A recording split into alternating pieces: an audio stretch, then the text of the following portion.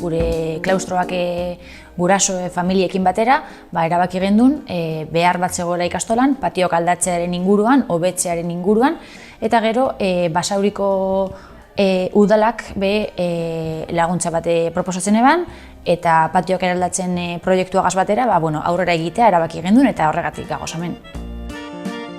Gaur egun dugun patioa oso zabala da, espazio handia dauka, baina gure ustez ez dago oso ondo aprobetxatuta. Asfalto gehiegi dago, nahiko tristea da, hotza.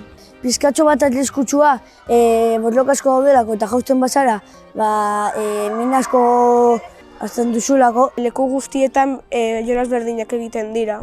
Espazioa ez dago ondo aprobetxatuta.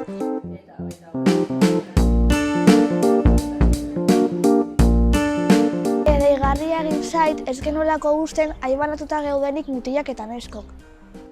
Neska eta mutilen banaketa txikitzeko atera diren proposamen artean izan dira kirol arautuaren espazio horiek beste modu batean erabiltzea edo rotazioak egitea, beste motatako kirolak eta materialak sustatzea eta espazio seguruagoak eta irisgarriagoak izatea.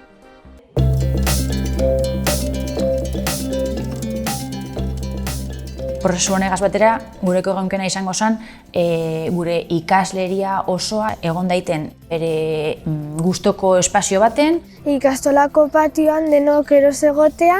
Patioa aldatzea guztia gustora egoteko, aroak betetzea eta ez egotea borrokarik. Patioen kalitatea pixka bat hobetzea, patio inklusiboagoa izatea. Eta behar dugu patio bat denontzat.